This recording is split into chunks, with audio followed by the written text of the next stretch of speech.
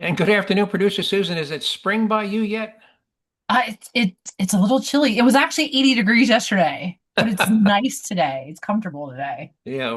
By the way, we're recording this a day later. We normally do this on Tuesday. Today's Wednesday, and in about an hour from now, we're supposed to have the launch of the Artemis rocket for Yeah. the lunar launch. So let's hope that all goes well. That's because it's about 5:15 p.m. on Wednesday. So let's hope. So, by the way, today is April 1st, April Fool's Day. No jokes today. Um, so did anybody you probably you work from home today, so you didn't have any workplace. I did. Well, the big joke was that I didn't get my home improvement project that I was supposed to have today. All right. All right. You want to hear what we're going to try to talk about today, if we can fit it all Yeah, what's in? on the agenda? All right. Well, first, it's news and perspective you won't hear on TV, and I've got a couple of things. I want to talk about some stuff you should have heard about on TV and didn't. Um, uh, and that's one of the main I want to talk about that. Anyway, our quote of the week is actually it's from Congressman Hakeem Jeffries, but it's a quote he made several years ago, and the person quoting his words is Congressman Steve Scalise. But it's a very, very interesting quote that Congressman Hakeem Jeffries made about the importance of funding DHS, Department of Homeland Security. It's kind of a then and now type thing. Stupidest thing I've heard all week. We actually have three nominees, two from Canada and one from Senator Chuck Schumer. Listeners, you'll have to decide. Producer Susan, you'll get a vote. So we've got three different nominees for the stupidest thing I've heard all week. We'll tell you how some states have chosen to balance their budgets and the impact that could have on future disaster recovery efforts in those states. We'll tell you about a very expensive joint target practice exercise that Iran and the U.S. Navy participated in last week and how much that exercise cost each party. Did you hear about that target I practice did not. exercise? No. Very interesting. It was so nice of the Iranians to agree to participate in that target practice exercise. We'll tell you all about it. Here's one of the things we're going to talk about that should have got press coverage but didn't. In an alarming development that got little to no national press coverage, we'll tell you about three murders of American citizens that have happened in this country in the last 7 days and ask why the media has chosen not to cover these tragic deaths. Did you hear about three murders of American citizens in the past 7 days? I did not know. Okay, well, we'll tell you what each of the three. You may have heard about one of them, but I guarantee you didn't hear about the other two. We'll also tell you about how your choice of profession can impact your ability to become a homeowner someday, and why deciding to go to college may not always be the wisest decision. It depends on the college you go Mhm. to and your course of study. Again, we're going to go back to Bill Maher again. For a liberal, Bill Maher is coming out with some very, very conservative. There was an old movie called Invasion of the Pod People where they would bring Mhm. these pods and put them next to you, and overnight they would take your shape and replace you. I think Yes. a pod person has replaced Bill Maher because every time he talks, he sounds more and more like a conservative. And he explains why the more you know about the religion of Islam, the more you should be afraid of its spread. And finally, our taxpayer relief shot this week is from Atala County, Mississippi, where a homeowner shoots and kills a suspect. Ready for this? Who was wanted in connection with two different homicides in the previous couple of hours. He was on the run from the police, and while he was running from the police, he decided to break into this guy's house and wound up dead right there. All right. So I'm going to play a quote from Congressman Steve Scalise from just last week. He's a Republican, and he's quoting Congressman Hakeem Jeffries on why he believed it was so important to fully fund Department of Homeland Security. And here we go. Let me play this. I think this is an important quote that everybody should listen to right now. This is Hakeem Jeffries, and I quote: "We are here today to do a single job, and that should be to fund fully the Department of Homeland Security. Anything else is an abdication of our responsibility. Anything else is an act of legislative malpractice. We're playing political games at a time when the safety and the security of the American people is being threatened." Close quote. That's Hakeem Jeffries, Madam Speaker. Unfortunately, that was Hakeem Jeffries from February of 2015. What happened to that Hakeem Jeffries? I think this is an important quote. So talk about the height of hypocrisy. So in 2015, he's saying it's important and it's essential we fully fund the entire department. And yet, in the last month, of course, he's in the House of Representatives because he's a congressman, not a senator. He voted repeatedly not to fund the Department of Homeland Security. How hypocritical is that? Mhm. Yep. All Yep. right. So that was Congressman Hakeem Jeffries. All right.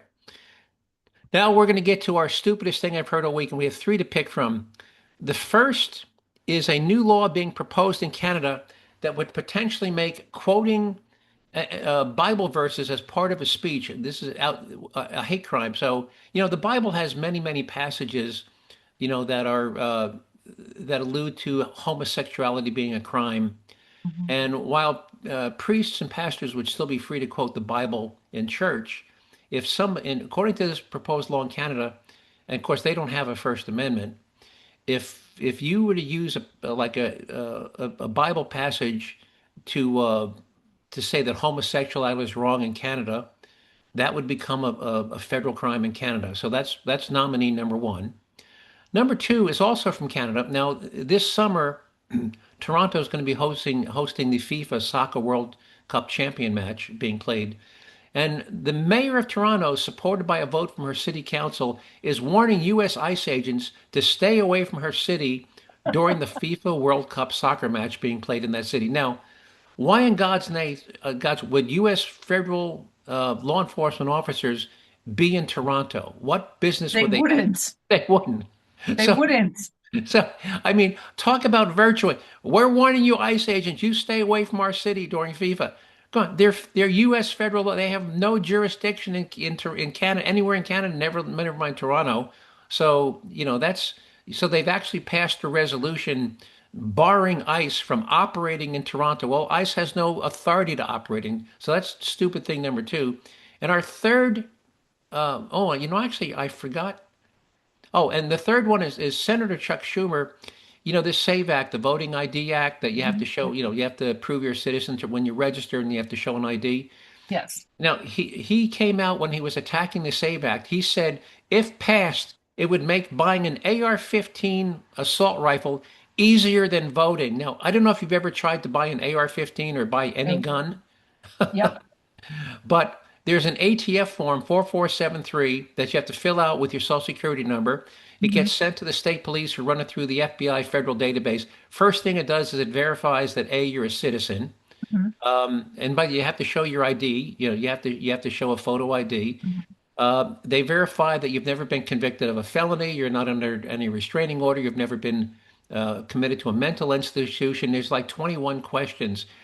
I wish I could buy an AR-15 as easier as I vote. Does he have any clue by the way, there are 6 states in the United States where you can't even buy an AR-15. Are there 6 states? Yeah, and isn't New Jersey one of them?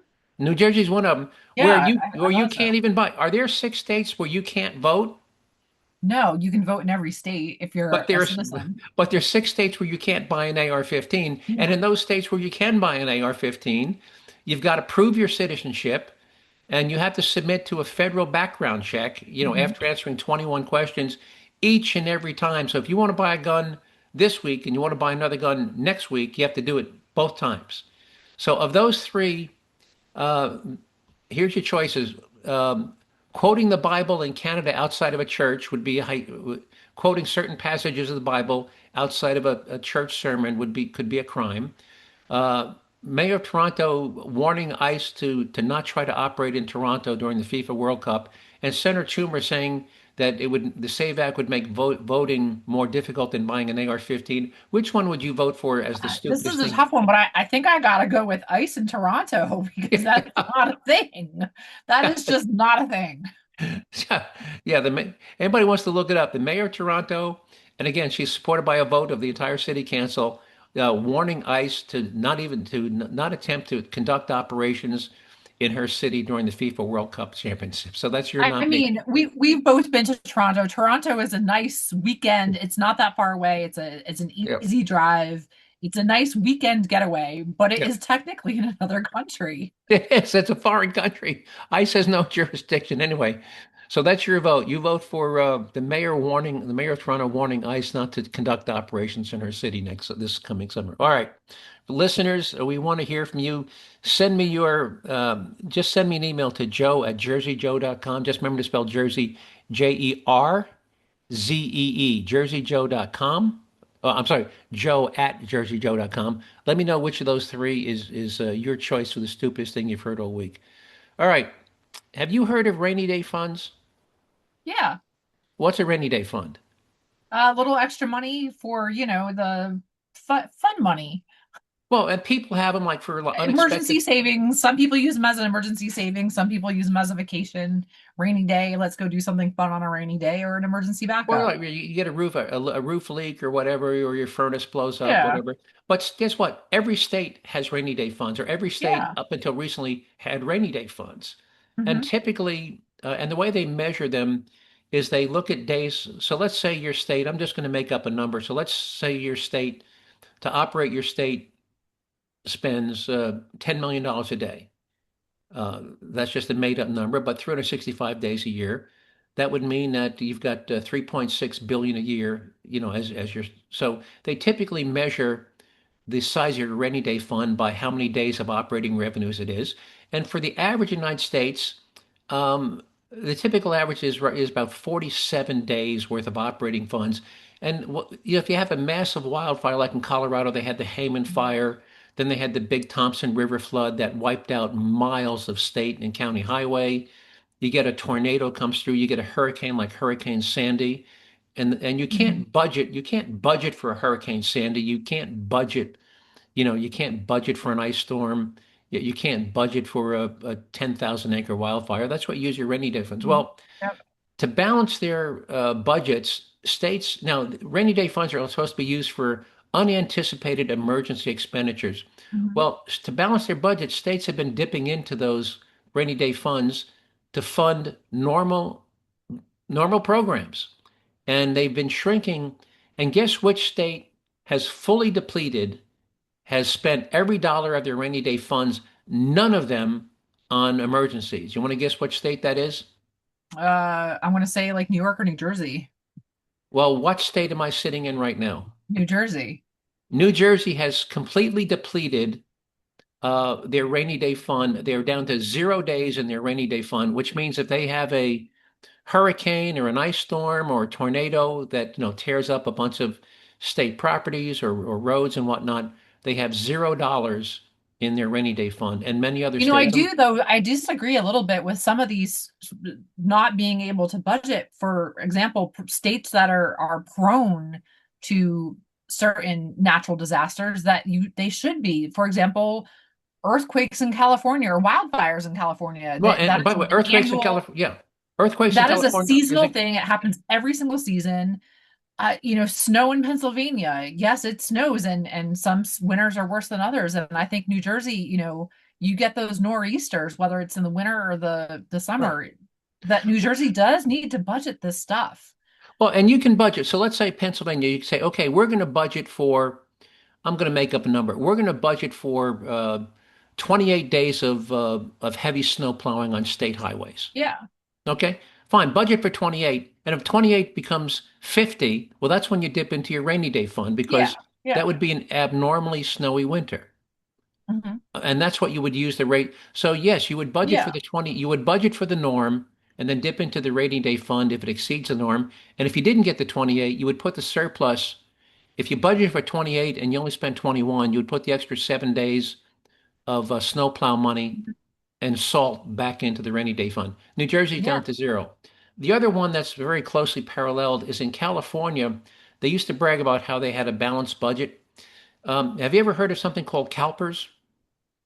Like on a bike. No. CALPER. CalPERS is the California Employees Pension Oh, Retirement Fund. It oh is yeah, the they're broke, right? They're more than broke. They're $90 billion underfunded. It's the largest union pension fund in the entire United States. Seriously, it's the largest fund. And it's not just state employees.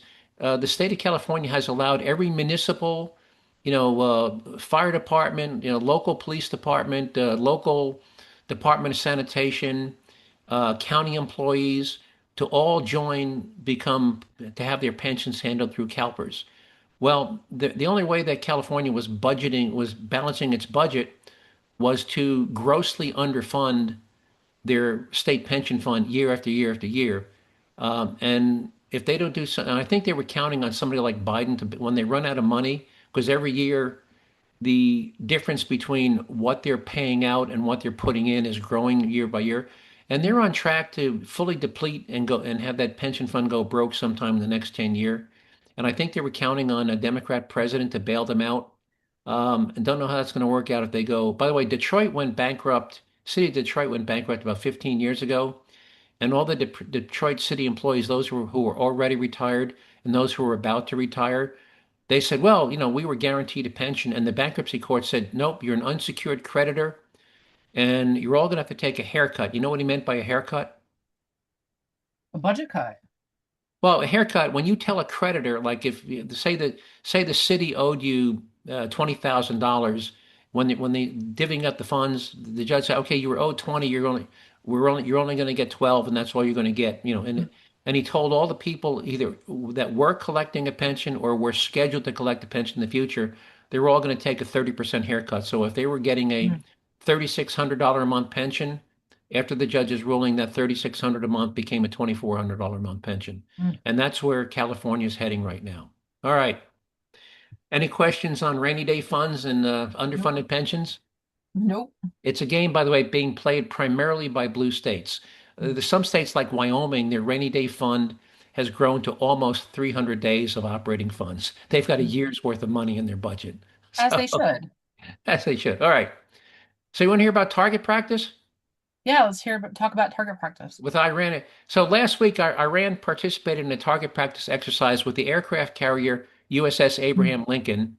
Um, and they did that by firing 100 cruise missiles at that aircraft carrier over a 24-hour period, with the U.S. ship successfully shooting down every single one of them. Now, you know what a cruise missile costs? Oh, like millions of dollars. $6.5 million to build them Yeah. and equip them. Now, you ever heard of a gun called a phalanx, a 20 millimeter phalanx cannon? No, Cannon? no, I haven't. Well, if you look on any naval destroyer or aircraft carrier, they have these big Gatling guns. You know what a Gatling is, a multi-barrel Mhm. gun. Yeah. And anyway, and a 20 millimeter cannon for, that's like almost an inch in diameter.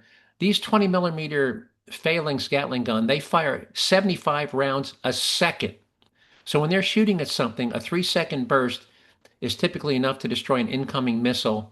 And at a cost of about $100 per round, that works out to about $22,000 per $6.5 million missile. So, thanks to the Iranian government, the USS Abraham Lincoln aircraft carrier got to shoot down 100 $6.5 million missiles with their Phalanx Gatling guns at a cost of only $22,000 per missile. So we want to thank the Iranian government for footing the bill for the bulk of the cost associated with that target practice exercise. What do you think? Good trade-off? Yeah. Yeah. All right. So let's talk about the U.S. citizens murdered by illegal aliens that Mm. got little to no national coverage. Now, does the name Sheridan Gorman ring a bell? No. All right. If you didn't hear about this one did get a little tiny bit. She was a Loyola University sophomore, I think. She and a couple of her friends were out on the pier about 10 o'clock at night on Lake Michigan. They went out, after dinner, whatever. Let's go out and walk on the pier, whatever. And while they were standing there, an illegal alien named Medina from Venezuela, who, by the way, had been apprehended on May 9th of 2023 and was released on the Biden administration, walked up to the group of people, pulled out a gun, and just started shooting. He shot her in the head and killed her. You Oh, didn't hear about that? no, I did not hear about that. All right. Then in New York City, a four-time deport, and this is in the last 7 days. In New York City last week, a four-time deported illegal alien from Honduras with 15 prior criminal arrests in New York City shoved an 83-year-old Air Force veteran onto the tracks of an oncoming subway train, killing him. I So my didn't hear that one question, either. all right. And by the way, New York City, as you know, is a sanctuary city. So first of Mhm. all, he had already been deported 4 times. He'd been arrested 15 times. He was walking around free in New York City and shoved an 83-year-old Air Force vet onto the subway tracks where he was hit and killed by a subway train. You didn't hear about that either, right? No, I didn't hear about that either. Now, do you know where Morristown, New Jersey is? I do. There's the Seeing Eye is there. Okay, Not far from you, Jersey Joe. about 20 miles from here. Well, in Morristown, New Jersey last week, an illegal alien from Ecuador who had previously been deported in 2019 struck and killed a female pedestrian with the truck he was driving, but then fled the scene before finally being located and arrested by local police. So my question is this: why didn't all three of these murders get any national news coverage? I think That's a good Sheridan question. Gorman got a little Well, my tiny bit. question is, these people that had committed crimes previously, what were they doing out walking around free to begin with in the Yeah, first place? and when you don't, by the way, the guy in New York City who'd been arrested 15 times, had they just picked up the phone once and said, "Hey, we got this guy. Yeah. We've already arrested him, 12 times. We're getting ready to. You want to come pick him up?" No. Had they just made that phone call, 15 arrests. That is this is your district attorneys and your judges that you're voting for. well, and And it's also the our city. primaries are coming up in May. I don't know when New Jersey Right. is. But so there's two things. Number one, he shouldn't have been released so quickly. But number two, the city council and the mayor of New York has said we're not going to notify ICE when we release an illegal alien from prison. So it's a two-pronged thing. Right. Number one, he shouldn't have been out on the street anyway. Had they Mhm. been, properly sentencing uh, people who commit crimes in New York City. But putting that thing aside, which is a huge issue, had they simply said, "Hey," had they simply allowed the police to contact ICE and say, "We're getting ready to release this guy that we've already arrested 12 times," ICE would have come pick them up and deported his ass, and that 83-year-old veteran would still be alive. And the same thing with that Sheridan Gorman in Chicago. He had already been apprehended by the Border Patrol in May of 2023, but the Biden administration chose not to deport him, so he was still free. Had he been deported, Sheridan Gorman would still be alive today. So again, it's a two thing. Number one, why are these illegal aliens not spending more time in jail? And two, when they're getting released, when these sanctuary cities elect not to notify ICE, Yeah.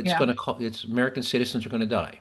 All right. The Pennsylvania primaries are coming up in May. New York and New Jersey, your primaries are in June. Get out and vote for your district Right. attorneys and And judges. and district attorneys and judges don't just.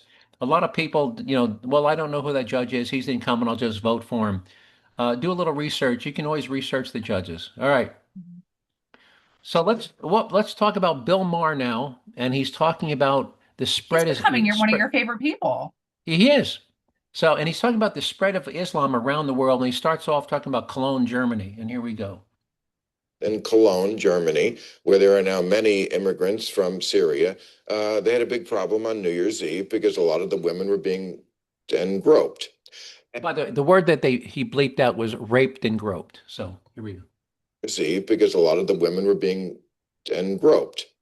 And the reaction of the Cologne mayor, who I think now was made to resign over this, said, well, maybe women should just stay 3 feet away. Liberals have to stop insisting that the world is a way they want it to be instead of the way it is. After the San Bernardino attacks, we were off the next week, but I heard all over TV everybody was saying, if only Americans knew more about Islam, they wouldn't be so afraid. Actually, it's the reverse. Yeah. I'm sorry to say it, but the more you know, the more you would be afraid. Well, and by the way, I don't know if you remember the San Bernardino, they had a couple of Muslim immigrants who got some AR-15s, which they couldn't legally buy, and went into the San Bernardino County office building and started shooting and killing people. That's what that was a reference to. But again, so what do you think of Bill Maher's take on the religion of Islam? Yeah. All right. I think that it's one of the probably more misunderstood religions in America, though, because they do have some pretty strict rules. So this is, I don't, putting a blanket, there are bad Islamic people and there are good Islamic people. Of course, you remember last week when we played him, he talked about the principles of Islam, where you have to marry your rapist, and fathers and brothers can Yeah. stone their daughters to death, and Mhm. you need, your wife needs permission to leave the Mhm. house to go to school, You remember we had that he Yeah, went to yeah. yeah. Yeah, I Um, mean living in the country in an Islamic country, yeah, I mean women are certainly a second class citizen or third class citizen. or You know, third, yeah, third class women, citizen. women as young as 13 are married off to 50-year-old men. Mhm. That's fairly standard. Um, all right, but let's move. Anyway, so that was Bill Maher on why you should be. Oh, and the guy in 2 weeks ago drove his truck full of explosives into the Jewish Center up in Michigan and tried to detonate it with the Yeah. while they Hmm. were having classes for grammar school Jewish Hmm. kids. Yeah. He got killed and the bomb didn't go off, but he literally drove his truck through the front door of the Jewish Center and Hmm. tried to set off a bomb while they were having classes for grammar school classes for Jewish children. Again, Islam. Um, all right. So let's talk about college degrees. Um, and this is a chart that shows home ownership by your profession. And the high ones are up around in the 60s and 72%. Now, by the way, you can be, and one of the highest ones is STEM. What does STEM stand for? Science, technology, engineering, and math. Right. And STEM is 67%.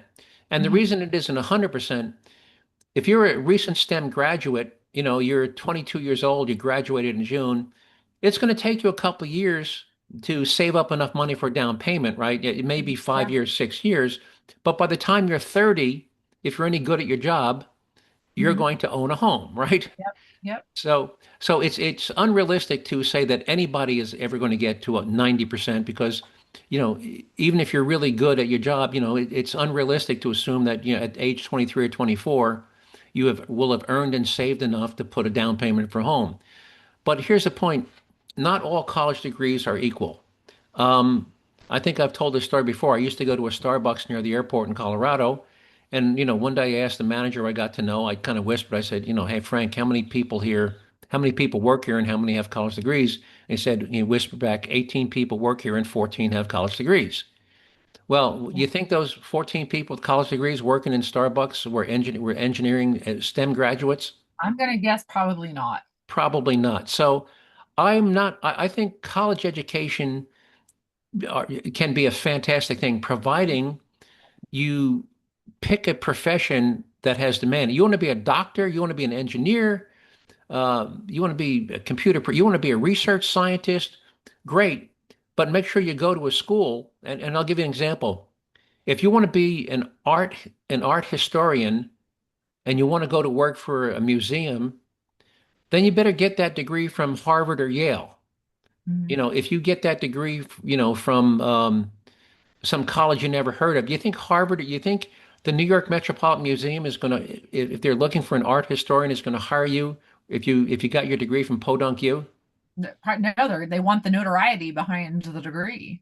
Yeah, I mean, if you're up against people with those degrees from Harvard and Yale, you're going to lose out to them. So again, if you want to pursue a degree, make sure there's a market that degree has some market value. Now, here's something interesting.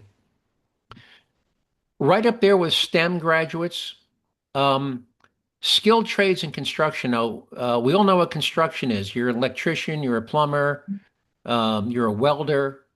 Mhm. But skilled trades, what's skilled trades? Well, HVAC technicians, diesel engine mechanics, that's a skilled trade, right? That's a skilled trade. Their home ownership rate is 62%, almost as high as STEM graduates. We're at 67%. And here's the thing, if you go to work for a union, 18 years old, you go to a union, and they're going to educate you for the next 5 years. You know how much that education is going to cost you? Oh, a fraction of a college education, but the benefits are tremendous. Well, actually, what it's going to cost you is Oh, zero because how much that they'll probably pay for it or a good part of it, I'd no, you imagine. get paid as an apprentice. You You're still start getting off, paid. you get paid. You get paid. All right. So you will earn money from day one. If you join a union, you want to become a union electrician, you want to become a union pipe fitter, HVAC technician, you will incur zero debt because the union will educate you and you will get a weekly Mhm. paycheck from your employer while you're going through your apprenticeship program. All right. Yeah. I I just I think it might have been the day we did this last week. I had a plumber here. They're making $150 an hour. Well, that's what they charge, but most plumbers are knocking down. Well, he's in business for himself, Oh, he's in so. business for himself. And Yep. I bought the parts because I wanted what I wanted, and I went to the hardware store, I bought the parts, and he simply installed it. $150 now. Yep. $150, and I Yeah. supplied the material myself. All right. Hey, we're running short of time. I want to get the taxpayer relief shots, and here's the intro. This is from the sheriff of Santa Rosa County, Florida. Here we go. Click. Somebody's breaking in your house, you're more than welcome to shoot them in Santa Rosa County. We prefer that you do, actually. Hopefully, you'll save the taxpayers money. All right, and let's go to our taxpayer relief shot from Mississippi. They bury the lead by they don't tell you about who kills the guy until halfway through this news story. Where's my cursor? Here we go. Oh, hang on. My cursor keeps disappearing on me. Here, come on, cursor. We have new details out of Atala County where investigators are working to piece together a deadly series of shootings that left 2 people dead and ended with the suspect, Chris Hughes, also dead after a manhunt. 12 News' Mercy Rain joins us live now from the Atala County Sheriff's Office. And Mercy, what are investigators telling you? Yeah, well, the sheriff tells me they are still working to piece together what exactly led to these shootings, but we are learning new details about both victims. Deputies say 67-year-old Tim Lawrence was found shot and killed in the roadway on County Road. And less than 2 hours later, about 4 miles away, 46-year-old Jeffrey Mallett Jr. was found shot after crashing a gray truck that witnesses say suspect Chris Hughes was the passenger of. Both victims later died at a local hospital. All right, so let me pause. So he's already killed 2 people. All right. Investigators believe Chris Hughes was connected to both deaths, but say they're still working to understand why. I asked the sheriff whether they know if both of these attacks were targeted. Victim, there was debris appeared to be placed in the road, so we don't know exactly why. We know that he knew the man, but we don't know what their relationship may have been this far. The second, this gentleman was, as far as witnesses go, say he picked him up to carry him wherever. Authorities say the search ended when Hughes allegedly tried to break into a nearby home. The homeowner shot and killed him. Investigators also say Hughes had recently been fired from his job and was having issues. So he tried to break into, after killing 2 people, tried to break into a homeowner's home, and the homeowner shot and killed him. They kind of. And where was this again? Atala County, Mississippi. Mississippi. Near Yazoo City. All right, hey, we're running out of time. Anything you want to add before we sign off? Nope. The launch is at 6:24 today. Yep, it's about 30 minutes from now. So, producer Susan, I'm going to hang up. Anyway, folks, thanks for listening. Just remember, email me, joe@jerziejoe.com. And if you want to see the podcast, go to just go to www.jerziejoe.com. Just remember to spell Jersey with an R, with Z, and 2 E's. With that, producer Susan, I'll talk to you next week, and you take care. Bye-bye. Bye-bye.